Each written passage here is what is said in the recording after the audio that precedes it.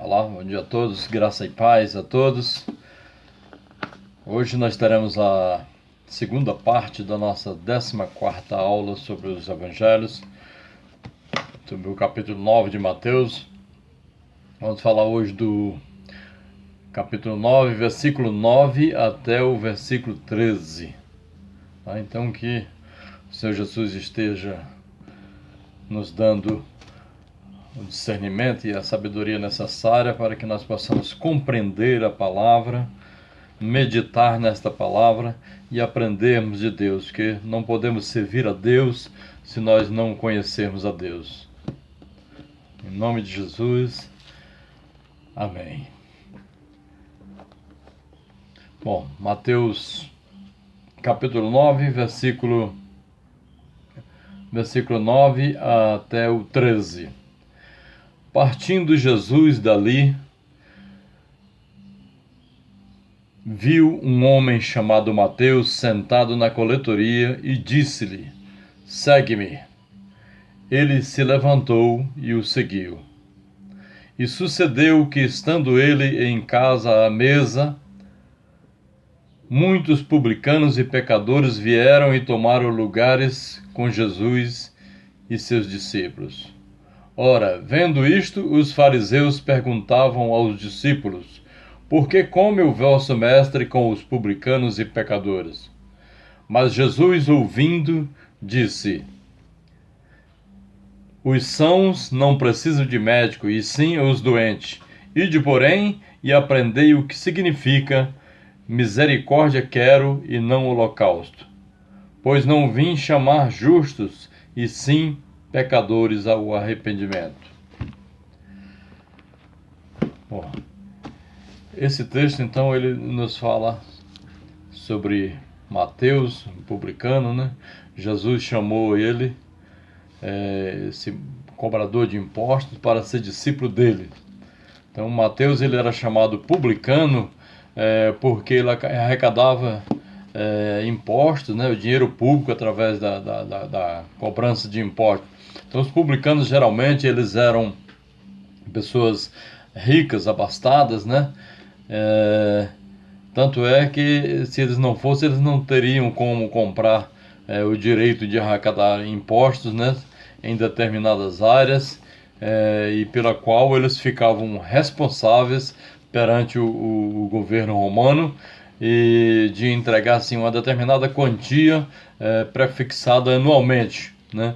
E tudo que eles arrecadassem seria então como que eles arrecadassem além daquilo que eles teriam que pagar ao governo romano, seria considerado para eles como uma comissão pelo serviço prestado, né? Então esse sistema, ele era um sistema corrupto e gerava muito abuso de poder e de autoridade, pois não havia assim uma alíquota uniforme para todos os impostos, e o coletor ou o publicano, ele cobrava assim o que bem ele quisesse, gerando então muito ódio e insatisfação da população de contribuintes, né? Então eles tinham um poder absoluto delegado pelo governo romano, e ficava então o contribuinte sem direito a reclamar sobre aqueles abusos dos publicanos. Então, os publicanos,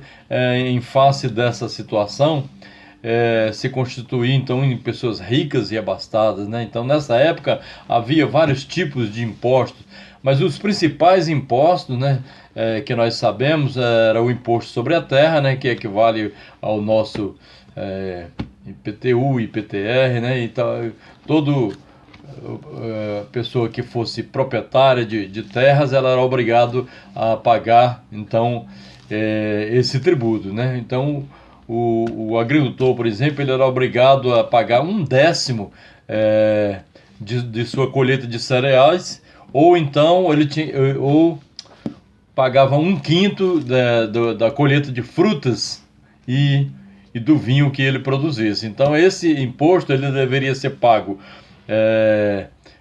ou em dinheiro, né, se a pessoa possuísse o dinheiro, ou então poderia ser pago também com mercadorias. Então existia um imposto naquela época chamado imposto sobre a renda, em que o contribuinte teria que pagar o equivalente a 1% de todos os seus ganhos, independente de ter lucro ou não, né? E então havia também vários outros impostos, como por exemplo, imposto sobre importação ou exportação de produtos, né? Pelo uso e direito das estradas, que os romanos abriram muitas estradas naquela época, então eles cobravam um imposto sobre o direito e o uso dessas estradas, e eles cobravam em cima de imposto sobre os animais de carga, né? Sobre os carros, né? Que eram puxados por esses animais, né? Então era pago um imposto que equivale ao nosso IPVA hoje aqui, né? Então, e também eles pagavam um imposto sobre toda a mercadoria que entrava ou saía da região. Então é equivalente também ao nosso imposto sobre circulação de mercadorias, né? E tantos outros impostos que eles cobravam, que o povo vivia realmente oprimido, e por isso gerava tanta discórdia, tanto ódio por aqueles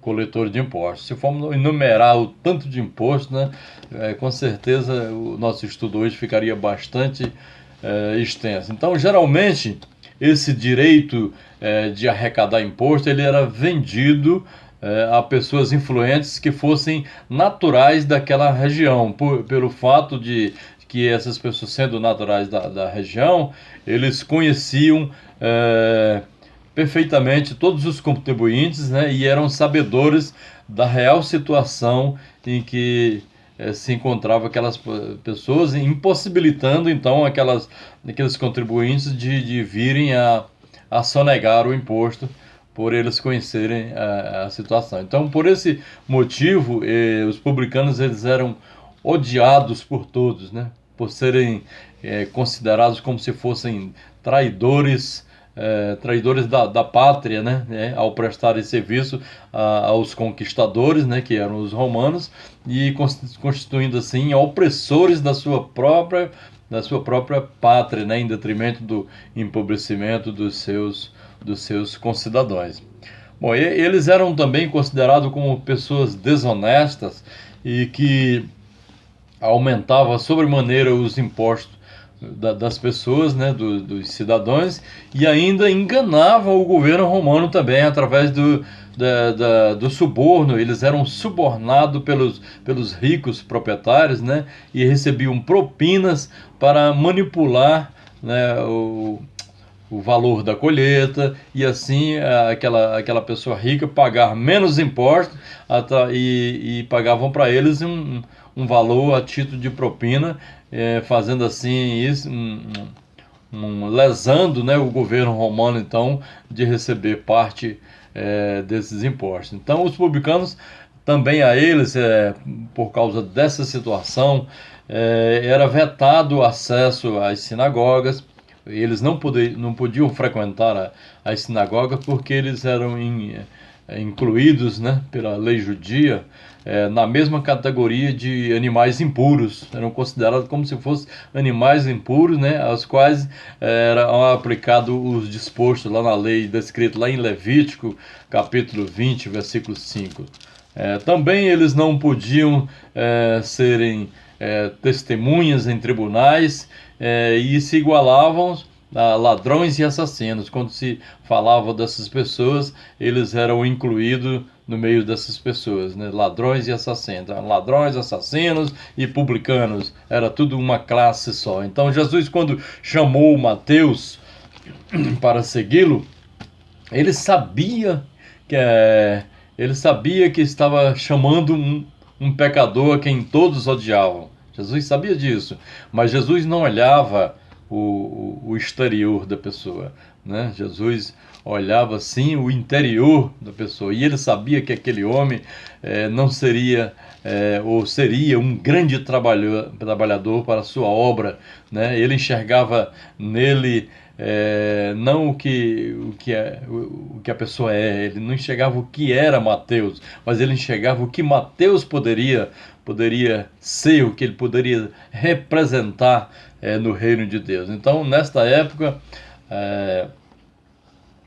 Cafarnaum, que foi onde ocorreu essa passagem, era um local que pertencia à gestão de Herodes, chamado Antipas, Herodes Antipas, um dos tetrarcas, ao qual Mateus estava então subordinado.